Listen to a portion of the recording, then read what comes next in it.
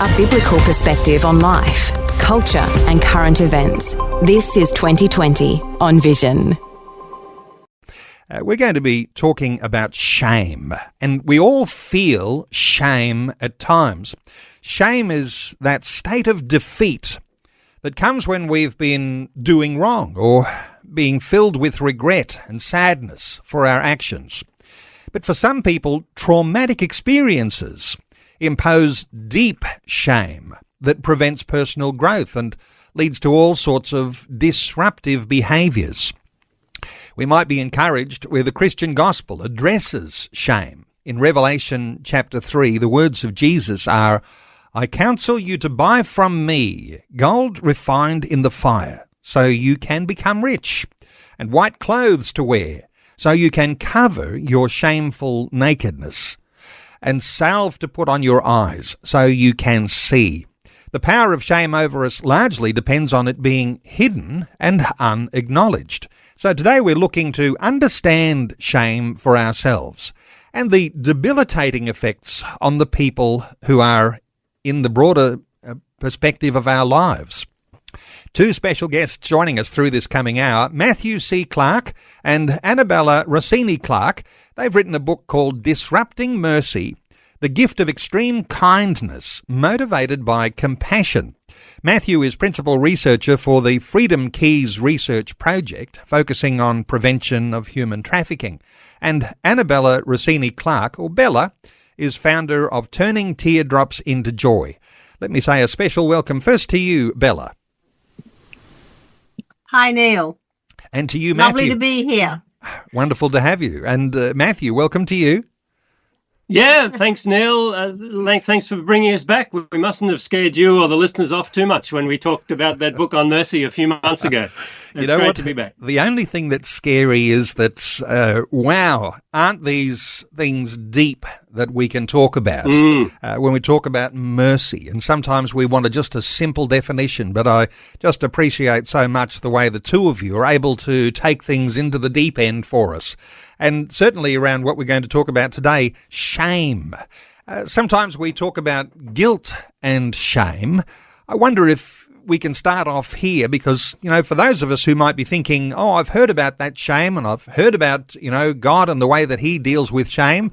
I wonder if you've got any thoughts here, if we're just getting into a conversation, how we might understand what shame is and how it affects us. Let's go with you first, Matthew. I want to just, Bella, before Bella, Matthew that's starts, great. a typical Bella thing, I would just like to paint a soft colour across the canvas of this conversation and encourage our listeners here that some of the things we may talk about may trigger some anxiety or some memories or some things that may be difficult. And I want to encourage those listeners to, if they can, to stay courageous and brave, but please note that it is okay to walk away from this conversation if it is too difficult, and there's certainly help that can be given because we're not counsellors at all. So I just wanted to paint that gently behind us, that these are sensitive issues, and because they are sensitive, we do need to bring them up into the light so we can become more comfortable with talking about our humanness. So I just wanted to paint that there for our listeners. I'm so thankful that you do that because some conversations can lead us into all sorts of things that trigger emotions and hurts and all sorts of things that can be dug up from our past. So thank you so much for that, Bella. So if we're talking about guilt and shame, let's just get into what we're talking about when we say those sorts of words. Yes, they're both very common words that we use in psychological settings and legal settings and Christian moral settings. And so the common distinction that's made between guilt and shame is that guilt is about something that you do. If you find yourself saying, I shouldn't have done that, I was wrong to do that, then that's a sense of guilt. But when it becomes something that's more deeply personal and it reflects on who you are rather than what you did, then that becomes shame. So if you start thinking, oh, I'm useless, I'm helpless, I'm worthless, I'm always doing that. People should just give up on me. Then there's a sense of shame lying within inside us there. So guilt is about breaking some rules that's an external law or something like that, whereas shame is this more deeply held personal moral feeling. Guilt is something that you can reason about. You can say, well, did I really break the law? Yes or no. You can cognitively talk yourself around it, around the contours of guilt. But shame is very difficult to reason about. You might know in your head that you have no reason to be ashamed, and nevertheless you feel this deep gut level horror at yourself, this worthlessness, this self-judgment. And it's that debilitating emotion that I think of as the core of shame. And those triggers, Bella, sometimes those things are triggered because of our thoughts about how our parents raised us, or about how we were treated at school. And let me dare say, and even jumping into the deep end, even issues around church. But I guess there's shame all around us, and being able to identify that shame and know how to handle it, because even in the modern state of identity politics and the sort of controlling manipulation that you might be under because, people are trying to shame you into holding their position, no doubt this is something that's just huge. So those sorts of things, they come from everywhere, don't they? Oh, absolutely. Yeah. And I think the childhood one, let's just talk into that space a little bit, because I think I have been a child raised in a Christian house. I have been a parent who has raised my children through. And now I'm a grandparent, and I so wish I could have my time again. I would do things quite differently. But one of the things that I reflect back into my own upbringing is, first of all, my parents loved me absolutely, no question. But it still was an era where there was a lot of black and white theology, black and white ways of looking at life, children to be seen and not heard. It seemed to be this fear that unless you put really strict boundaries around your children, they will go off the rails. So so it's embedded in fear. I've got to stop my child doing that, because if I don't, then there will be this, what kind of adult will there be? So this responsibility of a parent on their shoulders of how this child is going to be when they're an adult. And unfortunately, back in the 60s particularly, we didn't talk about parenting as much, I don't think, and the way we can work with our children rather than just set rules that they have to obey. And so my upbringing, even though my parents really loved me, and it was still at times the punishment came with this sense of a moral judgment. You might have done something wrong.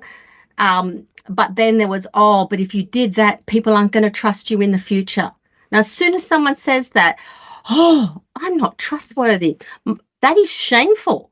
So even as a little girl, I remember sitting under this immense shame because, I might have stolen some money out of my mum's purse. I did. And to buy lollies at the tuck shop. And, those sorts of things. I look back at those situations and go, with some good counselling, I was a kid, I was 5, what if I no power over if they can buy lollies or not? No, they steal, but the judgment that comes over that when you're caught, and shame out of fear of, oh no, if I don't put these boundaries and stop Bella from doing that, she will become this kind of adult. But this little 5-year-old girl, she just felt incredible shame from a very young age. Then the theology of growing up in a Christian home and church, unfortunately, layers upon that. And I think that's that shame that it goes in deep at a really young age. And, sometimes you've got to pull it out and expose it for what it is. And then it loses its power and go, oh, well, yeah, I was only 5. Yeah, okay, I can see what they were doing. I don't have to believe that about myself now when I'm in my 60s. Matthew, is there something here? Because I know we could take a long time unpacking so many dimensions here, but is there something early in our conversation for listeners who are saying, well, I have my faith in God. He's the one who promises to deliver me from shame. And how do we tap into that when we recognise that some of these things have shaped us from our childhood, through our schooling, even through our churches we've begun to touch on? Is there something here we can recognise as a key to understanding how that shame can be dealt with before God? Yeah. Look, I think when we read the Gospels in particular, we see a lot of examples of the way Jesus engaged with people's shame. And often in our church, in society in general, but even in the church, we use shame as a means of controlling people. It's a way of forcing people to do what we want them to, because we just deeply embarrass them and make them feel bad about themselves if they don't. And that's not apparently the way that Jesus responded to the people around him. Jesus used to hang out with lepers and the outcasts, and he didn't seem to be worried about the so-called shame of being on the margins. And one story that I was reminded of just a week or so ago is when Jesus was walking with a crowd, and a woman touched his cloak, and she'd been bleeding uncontrollably for 12 years. She was deeply ashamed, and she lived on the margins of society because she was unclean. And when Jesus felt that some power went out of him and she was healed, he drew attention to her. And it's very interesting that he did in the middle of the crowd. You could see it possibly as him shaming her for the audacity of touching him. But in fact, it was the reverse. Because she was already living in shame, he wanted to draw attention to her cleanness to the crowd, to show there is no reason anymore for you to castigate this woman or to stay away from her because she's unclean. I want to make a public announcement that she is no longer to be ashamed. And the very next thing that happens in that story is that Jesus walks along because he's trying to get to Jairus' house, where the daughter of Jairus has been very sick. And the daughter, by the time he gets there, has actually died because he's been waylaid by the healing of this woman. And so when he gets to Jairus' house, they say, "Oh, don't worry, she's passed away." And he says, No, she's just asleep. And he raises her back to life. And he says then to the people who saw her come back to life, "Do not say anything about this to anyone." And I think that was because he didn't want that little girl to grow up with the reputation of being, "Oh, she's the girl who was brought back to life," because that would have been a sense of shame on her. And so in the one context, Jesus saw that a person was living in shame and released them for it in a public space. And in another situation, he saw that there was a little girl who needed to be protected and loved and cared for without living a life of shame. And you see that repeated in so many of Jesus' interactions with people throughout his ministry, that he releases them from shame rather than controlling them by piling on more shame. This is 2020 with Neil Johnson, helping you make sense of life, culture and current events from a biblical perspective. 2020 on Vision Christian Radio. Well, I did say we'd be in the deep end, and you're welcome to join in our conversation today on 1800 316 316. We're talking about shame. Our two special guests, Matthew C. Clarke and Isabella Rossini Clarke, they're about to front a conference coming up in early April, and it's all about shame. And I know they especially would like to talk to people who are in the sorts of ministries or positions where you're dealing with this shame, because it's going to be very, very valuable. Look, let's take some calls straight away, shall we? There's an anonymous caller calling in from Perth in WA. Hi to the caller. Welcome along. Oh, thank you very much for this morning. I believe shame affects self-image, and it has so in me. My father was a very generous man with a good sense of humour, but he had a Jekyll and Hyde side to him. I experienced quite a lot of verbal abuse growing up, which still affects me today in stressful situations. Certain others notice this about my affected self-image, and I can freeze up instead of replying when I need to. And this has happened to me even in church through embarrassment, such as Matthew mentioned, I think, to keep the church machinery ticking over, so to speak. Yeah, so that's my comment. Well, thank you so much for that. And I'm thinking I might just go to Bella here because, self-image, as we're growing up, we don't get to choose our parents.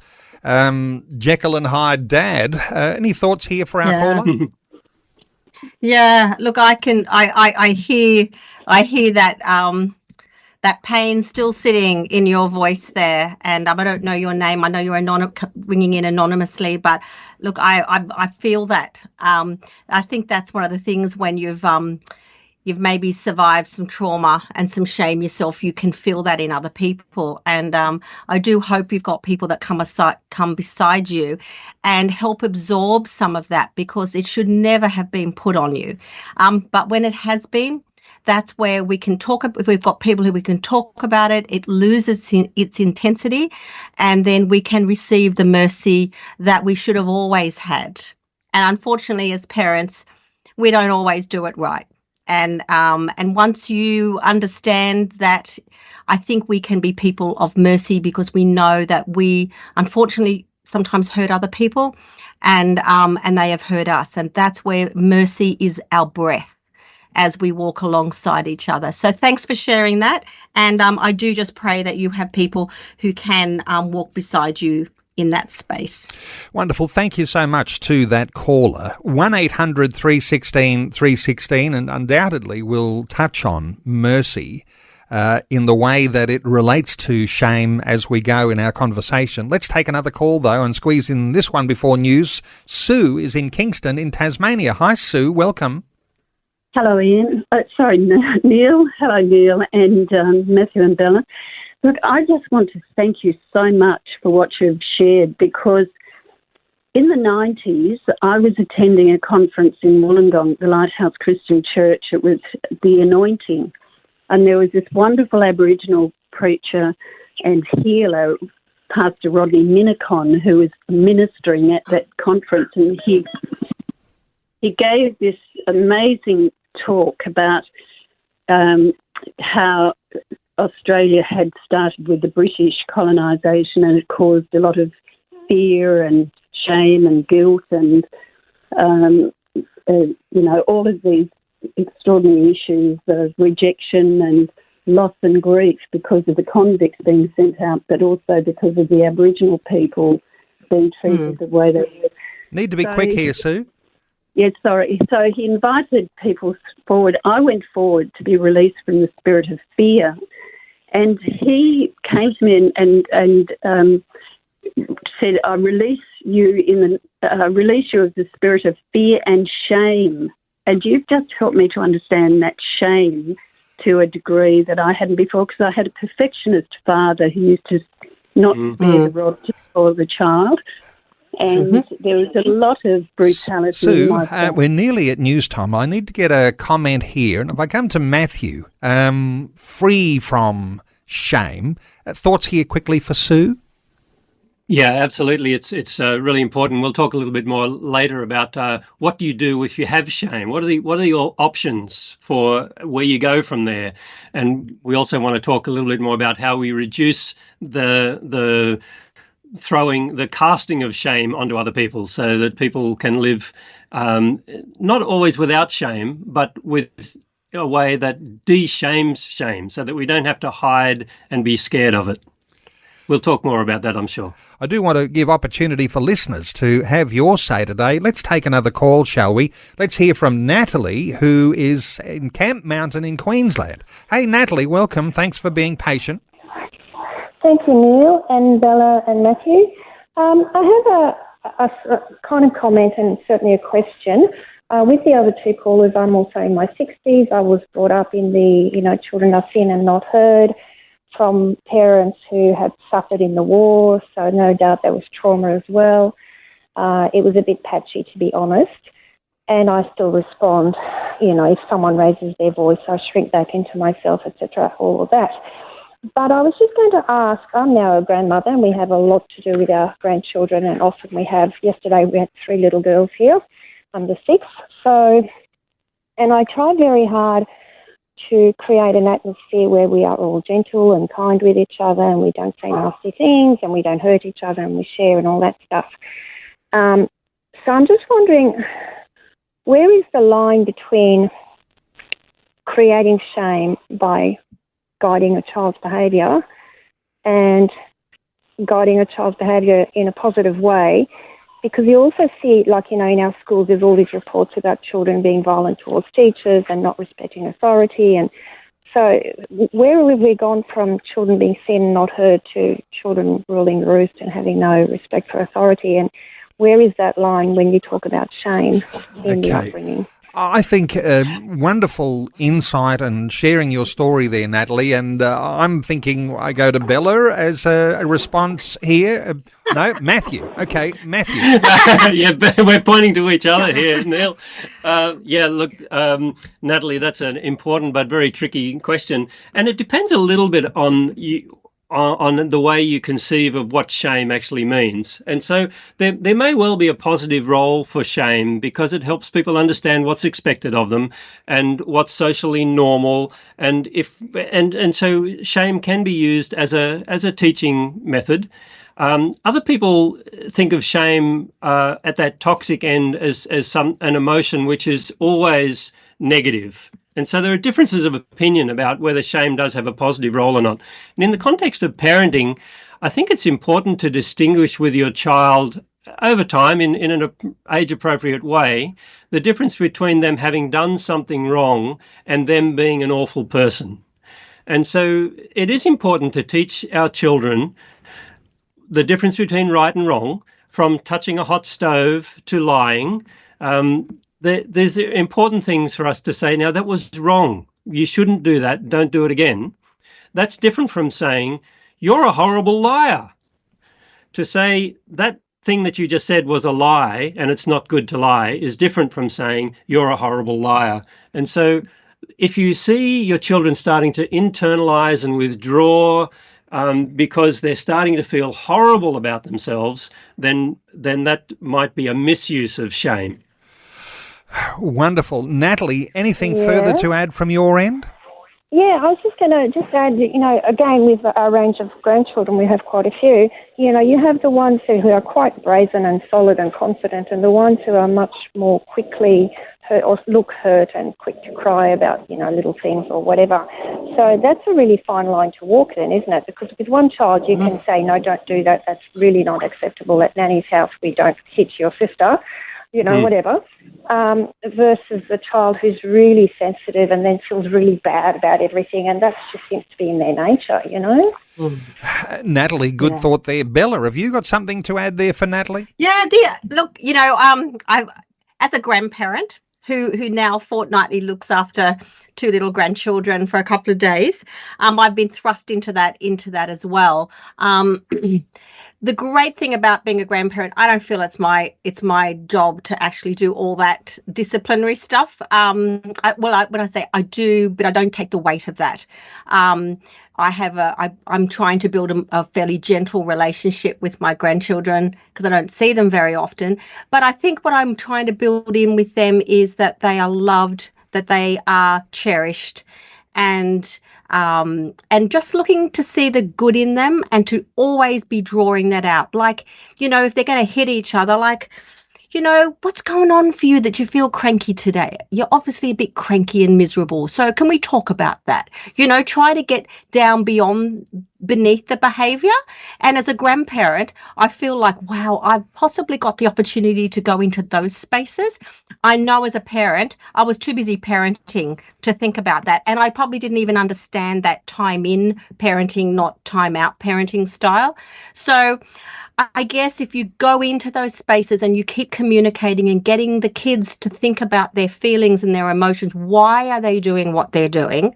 What's going on for them? I don't think that's indulging them. I think that's getting them to help stay connected to their feelings, connected to their behaviours. And so I'm personally concentrating on that sort of thing as a grandparent, because I think that's more likely to be less shameful. Wonderful. Natalie. I can still be firm. Still be firm, but you're mindful of what causes shame. Natalie, thank you so much for your call. Our talkback line is open on 1800 316 316 to join in our conversation, and it's all very well to stay around some personal issues here and the sort of shame that we all experience, because shame impacts everyone. Either you're receiving and sometimes you're actually causing or giving that shame. But let me take us into the deep end here around this issue of deep shame that sometimes arises from when you've been traumatised in your younger years. I come to you, Matthew. What do we understand about deep shame and the effects it has on us? Yes, as you say, there's a close connection between trauma and shame. And so people who undergo some personal trauma, whether it's the death of someone important to them, whether it's a severe car accident, whether they're working in military situations, whether they've been in jail, whether they've done something themselves that is deeply violent against somebody else. There's so many areas of trauma in our society. And trauma often leaves a fingerprint of shame. And that applies to both the victims and the perpetrators. So if you think of a situation like domestic violence, where, let's say, a wife is being physically and emotionally abused by her husband, and sometimes it happens the other way around, and sometimes it happens in same-sex couples as well. But let's just take that stereotypical approach of a wife who is being mistreated by a husband. They can often feel deeply ashamed of themselves because they've been told repeatedly that they're useless and that it's their fault that they're being beaten because they did something wrong. And so the trauma of what's been done to them can turn them in several different directions. And I wanted to just mention a simple tool called the compass of shame. And people who are feeling that sort of deep shame, that worthlessness, can sometimes turn to withdrawal. They go quiet. They run and hide. That's one response. Another is to try to avoid the things that shame them, just to deny that it happened, or to fill up their life with some other addiction to mask the shame that they feel. A third way is to start attacking yourself, to be so down on yourself, to start abusing yourself because you think you're worthless and you only deserve to be hurt, so you start hurting yourself. And then a fourth way is to attack others, to turn that shame outward into self-protection and defensiveness, and to then act out and blame the people who have been hurting you. Now, all of those ways can help. They can help you survive, but none of them are terribly productive in the long term or healthy. And so the other way beyond those 4 points of the compass is to bring the shame to the surface and to talk about it, to not allow it to fester inside in the hidden shadows, but to accept it yourself and to find some forum, some people, some way that you can shine a light on it. And then quite often it loses some of its power. That same sort of dynamic also works with the perpetrators, the person who beats their wife. They also carry a lot of shame. And we might talk a bit later about the work Bella and I do in human trafficking. And it's not just the victims of human trafficking, but the traffickers who carry some shame that has to be dealt with somehow to release them so that they can repent and change, be transformed into something better, to become their best person. You somehow have to overcome shame in that context as well. Sometimes we make a reference to the thief on the cross and Jesus' response to him. No doubt that's a shame-driven response as well. Let's come back to Jesus, because there must be real benefits for us as Christian believers, for those of us who are introduced to knowing God. seeing Jesus' example and having this wonderful example and seeing what he does to deal with our shame, can we come back to some more of those examples that we might be able to see from the scriptures? Because I know that there'll be listeners who are saying, I need something timeless here. I need something that's going to really show me the heart of God when it comes to the shame. So I come to Matthew or Bella? Matthew. Yep. I think there's such a wealth of examples in the scriptures, and particularly in the Gospels, because we see Jesus, who we believe to be God, the visible face of the invisible God. And Jesus says that we should be merciful as our Father is merciful.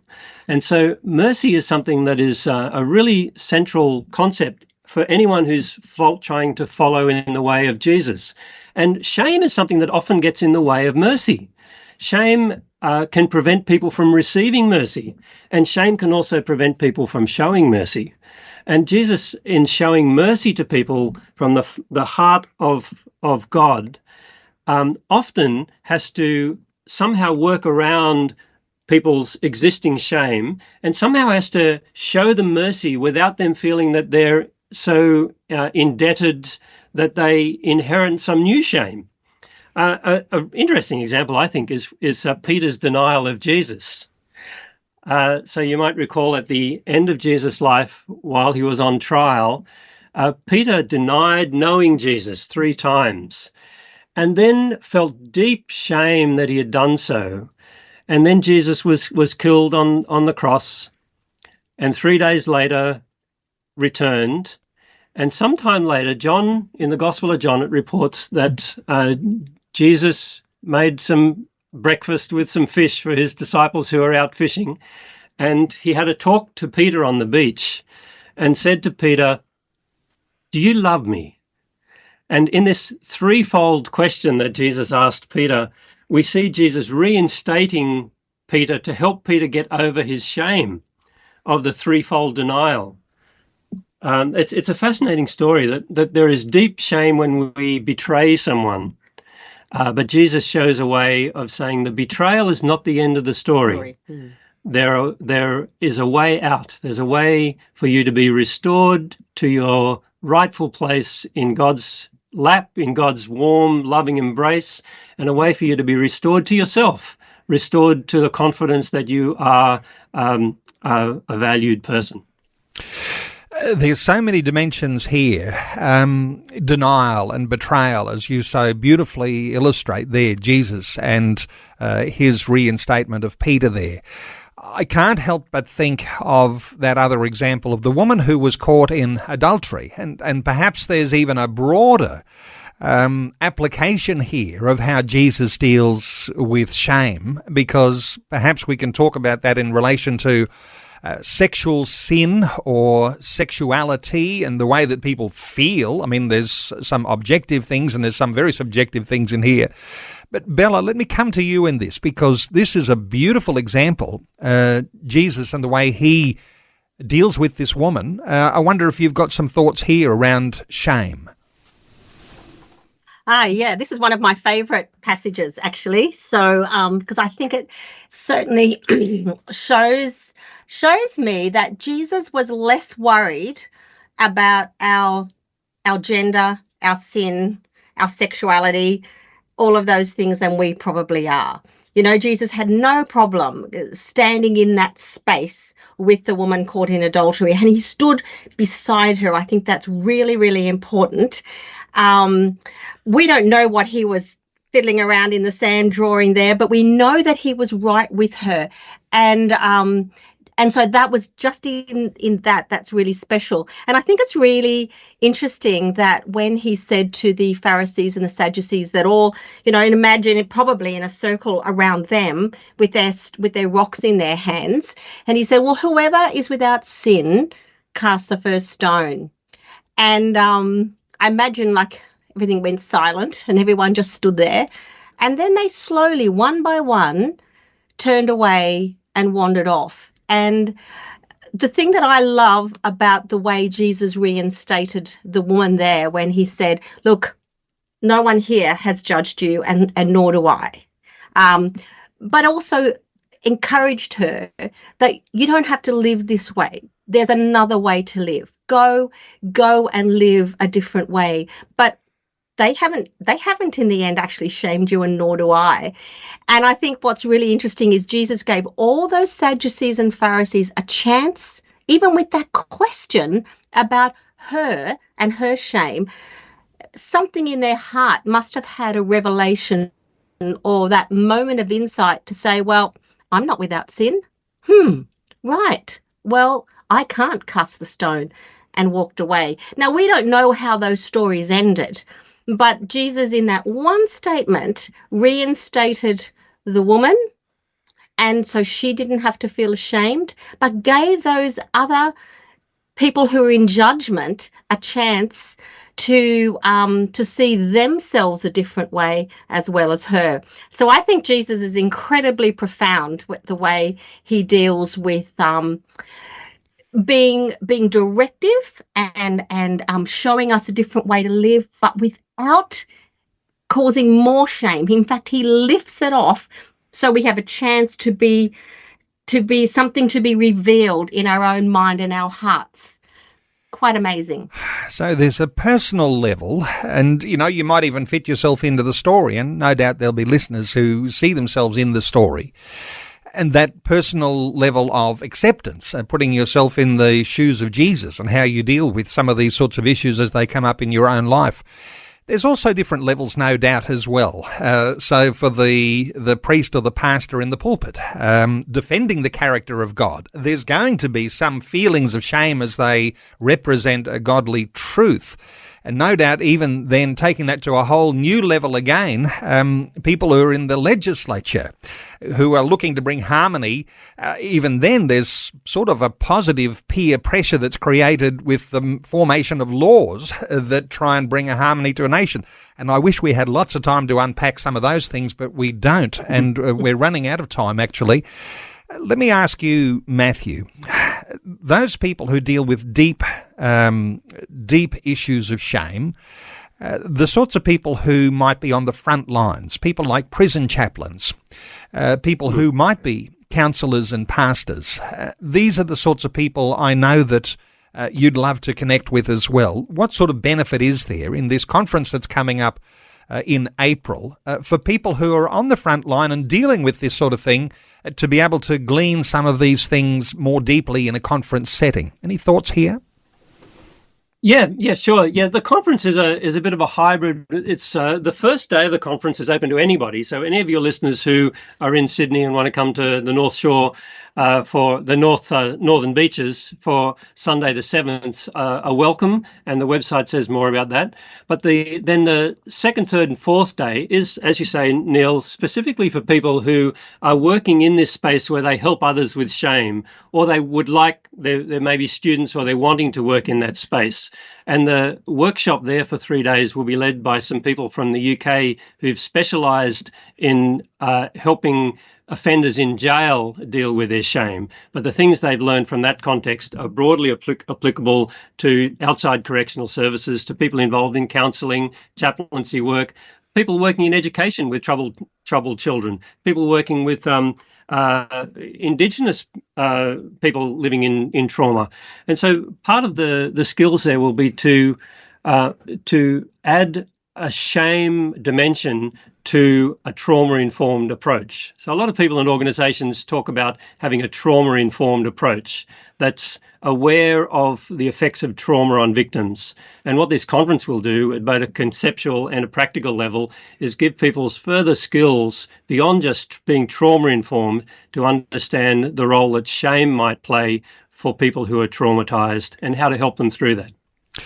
Well, I know the two of you work in areas of prevention of human trafficking, so there are many more dimensions to both of you. And the book that you've written together, Disrupting Mercy, the gift of extreme kindness, motivated by compassion. And beautiful to be able to get some insights today into shame. And just for listeners, the last time we spoke, and yes, there'll be a podcast that can be easily accessed on the Vision app or on the Vision website, where you'll be able to find a conversation we had a short while back, late last year, I think it was, around mercy. And just to get into the deep end on some of these things, and I know that there'll be some listeners just desperate to get a hold of some more information. So let me just point listeners to how they can connect with you. Matthew C. Clarke and Isabella Rossini Clarke. There is a website. It's turningteardropsintojoy.com. turningteardropsintojoy.com. And I know that Matthew and Bella are very happy for you to connect, send some messages. You might be able to interact in some ways around the issue. And the Conversations with Shame conference, it's not far away, 7th to the 10th of April. And as Matthew said, giving participants insight into the dynamics of shame from multiple perspectives. 2 things happening: a one-day symposium on the 7th of April, then day 2 and 3, a workshop for practitioners who help others deal with shame. It has been a great conversation today, and I want to thank our 2 guests, Matthew and Bella. I appreciate you taking some time to share your thoughts and your heart with our listeners today on 2020. Thank you. Thanks for having us. Yeah, thank you, Neil. And if any of your listeners have further questions, please get in touch with us. We'd love to talk about it. Thanks for taking time to listen to this audio on demand from Vision Christian Media. To find out more about us, go to vision.org.au.